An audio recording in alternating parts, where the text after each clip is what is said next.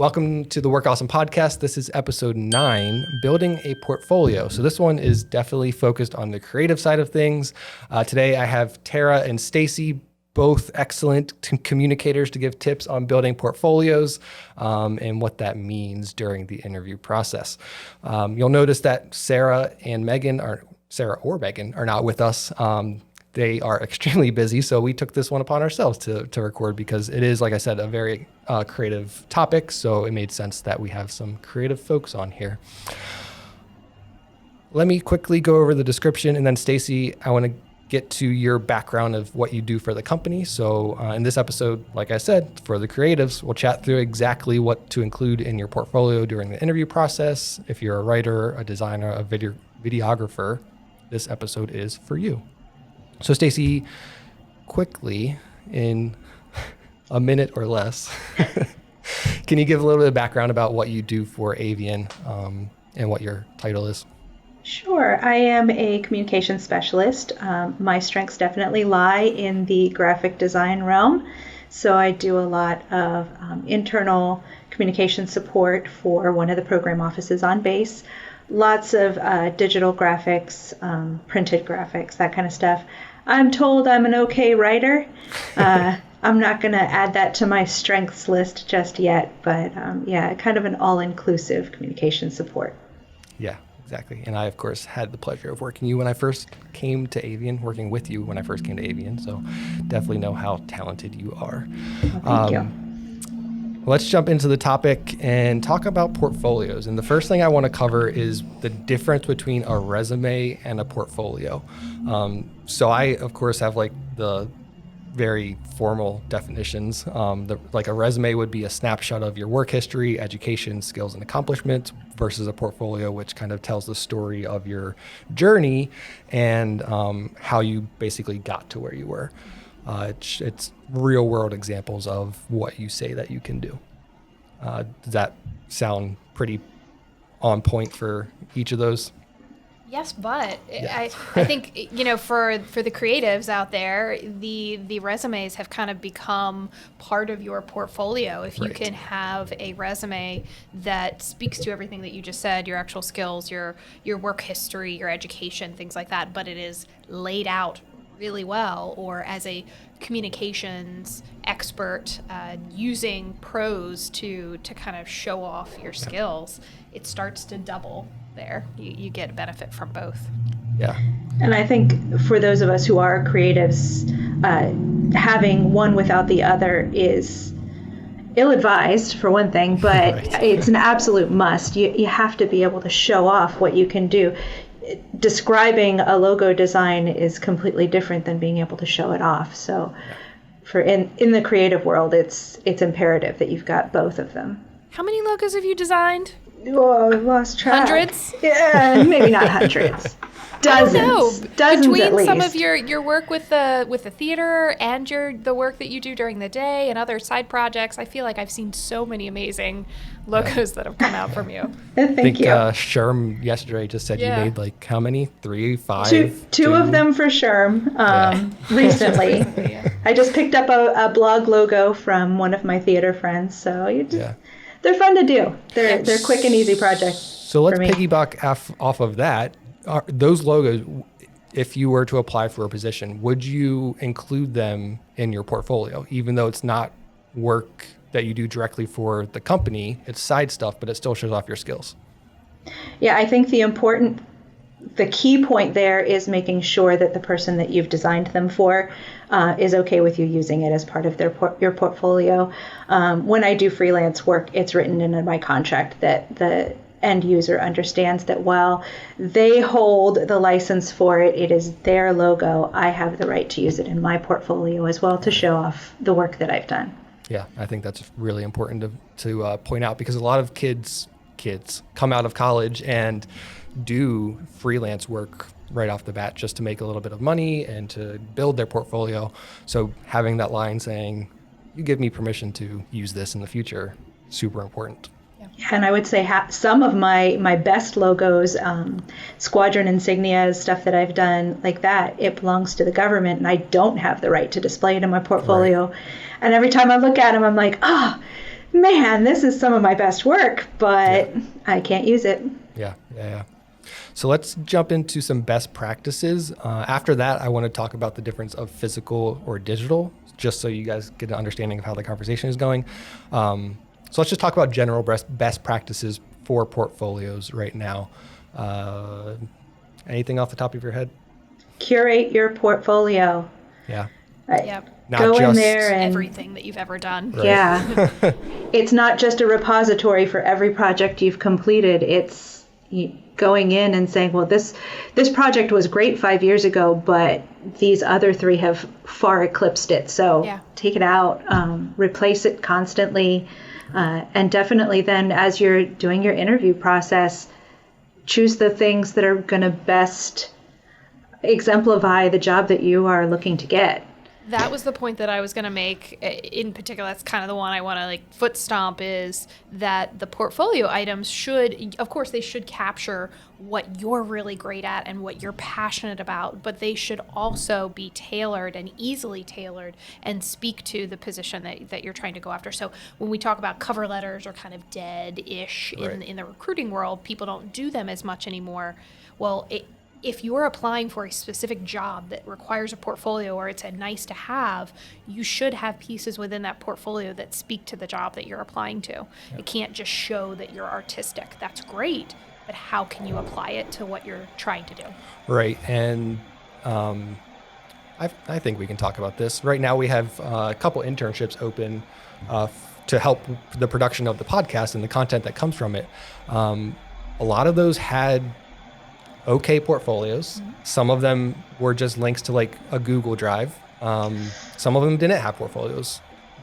Again, read the entire description of the job posting. If it says portfolio required, you need to include one, because firsthand experience, anyone that didn't have a portfolio, we just rejected right away. There has to be, for some jobs, there has to be a demonstrated, ability to actually do what the job requires from a creative standpoint.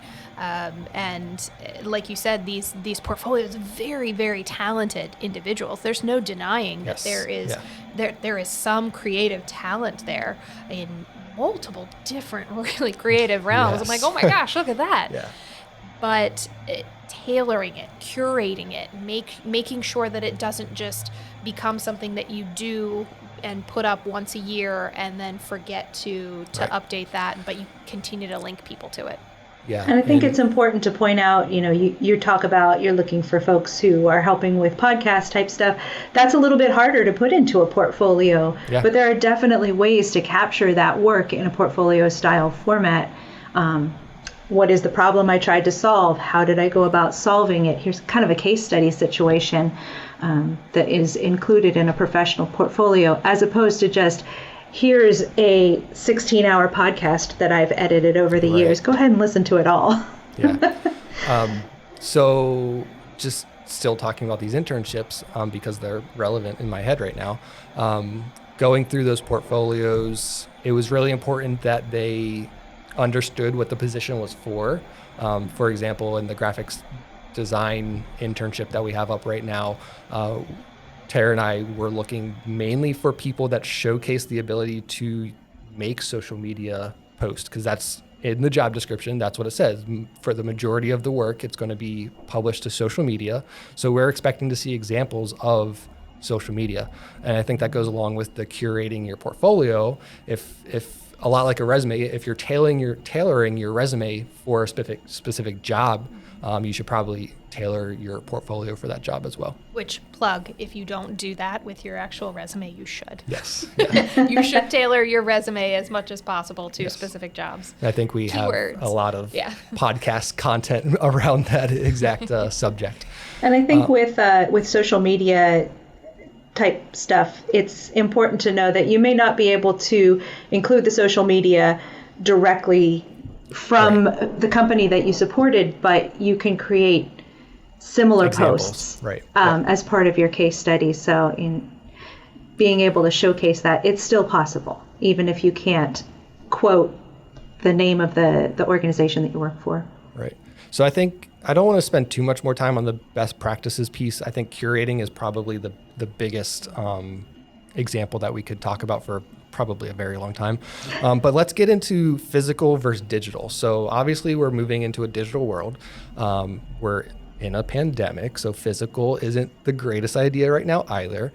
Do you see, let's start with this question. Do you see a need for a physical portfolio anymore, or do you think or believe that all portfolios should now be digital?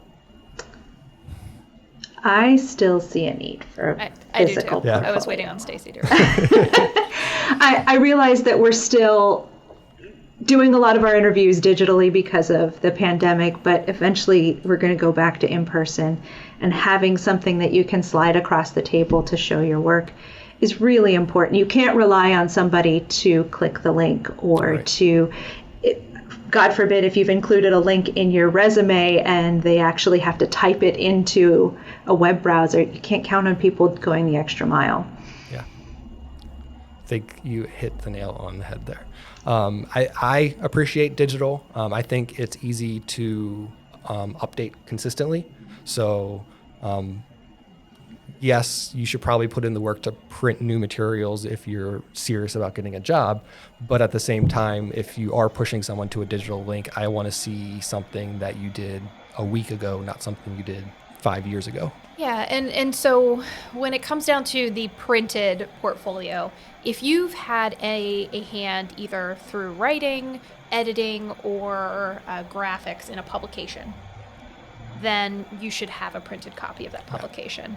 Even if you have a digital copy as well, because the way in which it reads, a magazine, a pamphlet, a portfolio, those things are all gonna feel very different when you're seeing that. So things like that, some of those big items, but it really also depends on the type of job you're trying to get. If you're applying to an internship that's graphic design for social media, then maybe a print portfolio is just not needed. Right.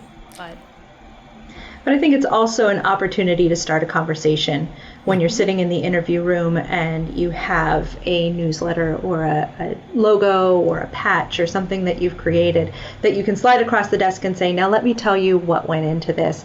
You don't have that opportunity in a digital portfolio. People are just looking at the pretty pictures and the paragraph that you've attached to it, and that's really all you get. Whereas you can really talk about how much of a hands-on tactic you took with each of the individual pieces you choose to bring. Yeah, so let's talk about physical a little bit more, and just tips around having a physical portfolio. To me, I think it's an opportunity to show your skills even more. So I think you could get creative with the way that you present your information. I guess when I look at a portfolio, I would want to see some background information as well as like what type of project was this? What was the outcome of the project? Some just like general information. Any other tips that you guys can think of around a physical portfolio? I know we've talked a little bit already about it, but anything else? Understanding the correct sizing of your physical portfolio and whether or not you should actually, if you have something that's very, very large and you try and bring in this giant portfolio because you're showing your amazing, art that you did, that's cool, but maybe those are the ones that are scaled down. So it's just having that understanding, that awareness of which pieces really make a difference. Now, if that giant thing tells a story, maybe that leaves an impact. Maybe that provokes a feeling that somebody didn't have otherwise. So I think properly displaying the materials. I have actually been in interviews before where somebody took out a folded piece of notebook paper and unfolded it and slid it across the table and said, I did this flyer. It's like, it looks like you just pulled it out of a window and it still has tape stuck to it. Right. You need to mat that. You need to bring it as a display piece. It should be a piece of art that you're displaying, just the same as a photographer would do a gallery display. Yes. As we're talking through this and like being creative with portfolios, I'm thinking of the Ames portfolio that was made. You were behind Super that, cool. right, Stacey? Yeah, that was kind of me. A group effort, but we found a fun idea and we ran with it, and there were several of us that were participating in it, and it turned out fantastic. I'm very happy with it. So this portfolio, not so much for interviews, but we were attempting to win some work in a location that we don't have work currently. Do we? We don't have work there. Not yet. So the team, mostly, it sounds like Stacey, put together this great portfolio. It's a piece of, well, do you want to explain it, Stacey? Because I don't It's know a if I can do it box. justice. It is a box, yeah. It's like Pandora's box, and inside are pieces of plexiglass that have different items that we've created that encompass our entire realm of possibility, from photography to writing to newsletter design to social media. There's at least one piece of plexiglass for each of the things that we can provide. And then on the back of it is printed more information about the product. So it's just really neat. You can hold it up, you can see through it, it's But yeah, really there's nicely like, mounted. in the box, there's channels for each of the pieces of Yeah. plexi to slide in and out. Yeah. It's just a beautiful production of how to display a portfolio. It definitely is. Maybe on the more expensive side, and maybe somebody that has some high aspirations could do that. Of course, we have the backing of a company, but I think a great example of what a portfolio could be if you really want to stand out to your And employee spouses who are just excellent yes, with that too. woodworking. Yes. Right. Well, and I think it's important to note that's not my personal portfolio. No, yeah, right. That's a company's portfolio, and I would Yes. expect a company's portfolio to be a little more extensive. Right. So let's talk about digital portfolios now. I think that's the norm if you're a college student. That's probably one of the first ideas that you have is that, hey, I'm a college student. I'm not into physical stuff anymore because, that's not a thing. And so let's go digital. That means setting up a website. That means, or there's portfolio websites out there. Let's start with, I have a lot of things to talk about in the digital world because I love digital, but let's start with your ideas and tips for a digital portfolio. I think the first thing that I would say is curate it. Find ways to compartmentalize. Yes. Because when an interviewer is visiting your site, they need to be able to find the work that you've provided that directly correlates with what they need. Exactly. Like I said, I do graphics. I also do writing. I have examples of both, but I need to compartmentalize that so that if I'm looking for a writing job, people can go straight to my writing samples. And I think, like you were saying before, even about the physical portfolio, the digital portfolio of having descriptions of what we found looking through some of these recent digital portfolios is that there's a lot of images of things, but it's not clear what that particular artist did. Like what did they do? What was their what were they trying to accomplish with this? Some of their art was very specific, and it's easy to tell. Like, okay, I get what this is.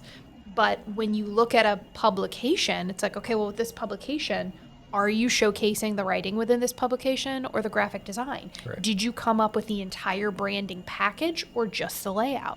Those things are important, and I don't think it does anything negative towards your portfolio if you say, this is a layout that I created, but the logo was already in place. Right. That's great. Right. If it's a really well done layout, then explain to me what your layout and your packaging is for that brand. But it's hard to know what someone is doing if you just have kind of a tile of images there. Well, also honesty and integrity in how much you participated in the work. Because I've certainly seen, I've had people hand me a beautiful newsletter and then I said, oh, this looks very, very nice. Yes, I told them what I wanted and they created it for me. And I'm, okay. You are great at art direction. You are a fantastic leader, and you've clearly communicated what you need in a newsletter, but you didn't design it. And so for a graphic design position, maybe you're not the right person. Right. So being very, very clear about the hand that you had in each of the projects. Probably outlining some problem solving as well. What was given to me, what was the problem I was trying to solve? What was the need that I was trying to fix or fill a need? And then how did I go about doing it? Yeah, I definitely think the details are important. And it's super easy, like I keep talking about, to update digital portfolios. If you're using a website like Squarespace or Wix or Weebly or whatever website builder you choose, it takes 2 seconds to jump on there, put your newest piece of work, and make sure that it looks nice. There are tons of free templates you can use. One of the things that I didn't like looking at the recent candidates was when we went to a page and it was like basically just a blog listing, and there was no like clear structure. You just kind of scroll and you would kind of be surprised as to what you find. I prefer, and maybe this is an opportunity if you are creative, to learn a little bit about UI design, UX design, how a website actually works. So I prefer like a clean navigation, like you said, putting stuff in place that is curated and has a very clear intent. So if I'm applying for maybe even, I mean, now I'm just spitballing, but maybe even have multiple website portfolios so that if you are applying for a graphics position, you send them to the graphics portfolio. But if you're applying for a writing position, you send them to the writing portfolio. Yeah, they can link together if you want them to, Right. but having something that is tailored so that people clearly understand what it is that you're showcasing. I also really like to see people's personalities within Yes. them, what I like. So with a physical portfolio, I think the presentation, the professionalism of that is what's really important. But digitally, I find that I want to see their personality, Yeah. and you can see that as soon as you get to some of these pages, where just the way in which they're writing, how conversational they are, how confident they are in their own design, really starts to shine through. Yeah, so I guess the other thought when thinking about the candidates that we just went through, like you're saying, the writing style is super important. Even if you're showcasing a very formal, like newspaper style article, you can do a description that's in a more conversational tone. And then that kind of just showcases your two different types of writing and that you have the ability to do that. Just because your only experience is, AP style type writing where it's very newsletter-ish or news release-ish, you're coming from a journalistic background, you're trying to get into more creative writing, then use that by creating your own creative writing through your digital portfolio. Yeah. And a digital portfolio also gives you the opportunity to showcase a little bit more about yourself, your hobbies, pictures of yourself, biographical background. When we're in a pandemic and we're not meeting face to face and we're not in a formal sit down interview setting, that may be the first link that people have to get to know you. So including something like that on your portfolio website is really key. I think it would be cool if if we were looking through those resumes the other day and we came across one that was like a video about the person, and then we just like really got to see their personality. Speaking his language, he's like, "This is." I would have been like, "Man, hired that one, please." So there's definitely, I think with digital, the opportunity is endless, and it just don't limit your own creativity, I guess is what I would say. Do as much as you want, but make sure that it makes sense, and that like we keep saying, it's curated in a sensible way. Yeah, so I kind of want to touch on that just a little bit more, but in a slightly different way. We keep talking about when you're in college, a lot of courses encourage you to create those portfolios as part of the course material and the coursework that you're required to do. That's great if you want to use that. If you create a great product and you want to use that for your portfolio going forward and update that, that's fine. But if you create something while in school and then you are now out of school trying to find a job, there has to be that update of it. Or you might need to slightly change its intent because the project that you had to do for school, the scope of it might be just slightly off and you needed to hit on certain things for to get a certain grade. But in the working world, when you're trying to apply to a job, it might need a different focus. Yeah, I remember when I was in college, I remember like it was so long ago. So old. I'm very old. I went for a internship with Flying Dog, which is a brewery in Frederick, Maryland. And what I attempted to do to stand out was flex my Photoshop skills, which were very limited at the time, and make some basically just advertisements specific to flying dogs. So like my portfolio, I was in college, I didn't have much of a portfolio at the time. So I was like, all right, I'm going to make 5 pieces. I'll present them to them and be like, hey, I really want this internship. Here's some stuff that I made in a day, and see what they said. I didn't get that internship. They were looking for somebody much more artsy than myself, but the experience was good, and it was nice to get the feedback because they did enjoy seeing that I took the initiative to make personalized content for them rather than just what, like you said, what I was working on at the time in my classes. Yeah, and if you can look at a brand's style to understand their tone, their colors that they use, and create something that fits that so that they see what they want, that's bonus points there. So good on you. Ian, I think you hit on another topic that doesn't often get touched on, is that don't be afraid to ask for feedback on your portfolio. Right. Yep. Is it missing the mark? Is it hitting the mark? Is there anything that you would like to see included in the future? How can I constantly upgrade? It has to be a process. It has to be a living, breathing entity. And that could happen at any point throughout the process. So if you submit your resume with your portfolio, so we did find a few that the links didn't work. Yeah. And I don't know if they copied it wrong or if something happened on their end, but we weren't able to see them. So unfortunately, those candidates did not move forward in the process because a standalone resume wasn't enough for what we needed. We didn't have enough information. So I would say follow up multiple times even just to make sure you're doing that perception checking to say, were you able to access my portfolio? Okay, great. If not, I'll send you another link.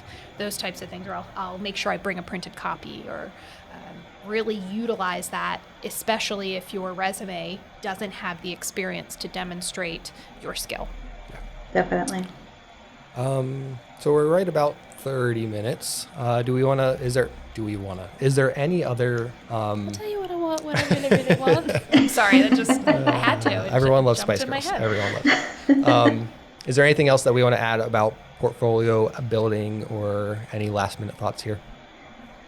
Yeah, so what Stacey does internally with our communications team is provide a graphics review of products that we provide to our customers. So it's like, I kind of just want to hear from Stacey overall, like what are the main things that you look for with strong design that could then be applied to what people put in their portfolios?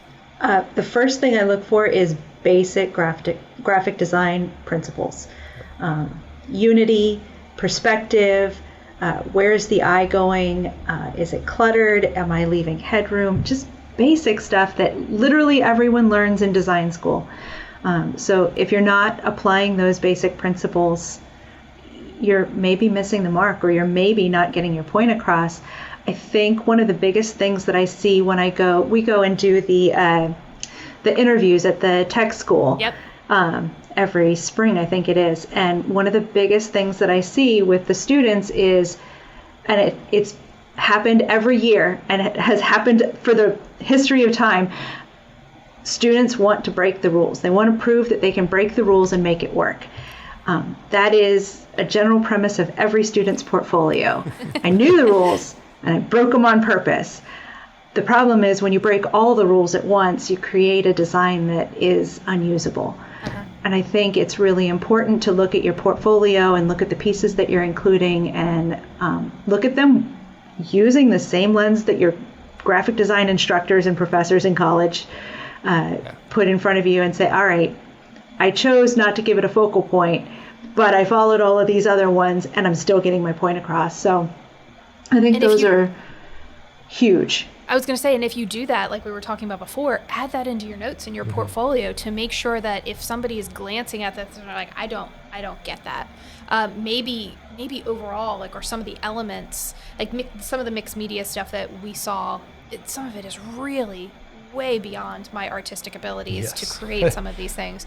But I want to have a little bit of insight into their design mind. And for people who didn't go through design school, who don't know the basics of graphic design, but you just have an eye for design and you've taken a liking to it and you want to pursue it more and more, maybe focus in on some of those things and teach yourself some of the basics so they're in your portfolio. So the one other thing that just popped into my mind as we're talking about what we were looking at the other day, lots of very talented people. I think we stressed that enough. One thing I would love to see is the amount of time that went into a project. So there were a lot of true artists that you could tell did hand-drawn work. For the position that is posted right now to work with us, we need people that can make content super quickly. So we need a lot of content. Yeah. So if it took you 6 months to create the most amazing design ever, that's great, and it's a huge accomplishment, and it's beautiful. But if you're unable to show how you can be efficient, because an employer also wants to know and understand how, I think a little bit artists tend to get a bad rap for being a little bit too fluid with their timelines. You want to still be able to show that you can produce without then being an artist that just does, you still have to demonstrate you can stay within a timeline. Yeah, if there were multiple people that I think I said out loud, if they could do this in an hour, awesome. But it looks like they took like a week to do this, not an hour. So definitely something else to include is just like the amount of time it took to get a project done. Yeah. So when Tara and I first came on board, we had a writing test that we had to do. We were given far too much information to read and then to create a writing, and I think I maybe got a paragraph and a half after I processed the information. And then as we started to hire graphic designers, we gave them a design test. Here are a handful of elements. We want you to create a poster or whatever. And it's rarely complete, but it gave us a better idea of how far people could get in the amount of time given. Yeah, the objective was not necessarily to complete it. It was just to see what their level of skill actually is. And spoilers, if you make it to the next round of the internship search, you'll be doing something similar. All right, so we went a little bit over time, which is absolutely fine. There's no time limit to this podcast. I'm sorry. Every time that I'm is a on, recurring I talk too theme. much. Cut me off. All right, so thank you for listening or watching to this podcast. Sarah, wow, that happens way more than I would like to admit. Well, you talked to Sarah on all the other ones. So. Well, there's Sarah and Sarah Tara. and Tara, right? Tara and Stacey. Thank you for joining me today, and I'll see everybody next time. Hey guys, thanks for watching this video on YouTube. I just want to jump in and say that if you are not following the Work Awesome Network on all social media platforms, I highly encourage that. It's the place to get updates on blog posts, on new episodes, on basically anything related to the Work Awesome Network. So jump over to wherever you get your content from: Facebook, Instagram, LinkedIn. We're on all the platforms. If you are interested, we also publish these same episodes on audio platforms, so you can listen to it on Spotify, Apple Podcast, Google Podcast, and pretty much anywhere you get your podcast. So if you would rather listen to this in an audio format in the car, on the way to work, in the office, I encourage you to jump over to those audio platforms and listen there. I also want to say, if you're interested in learning about the company behind the Work Awesome Network, AVIAN, you can jump over to the AVIAN website at avian.com, AVIAN.com. Thanks again for watching this video. Please leave a comment, like, and subscribe. It helps the video out. It helps it get in front of more people. Thank you again, and now back to this episode.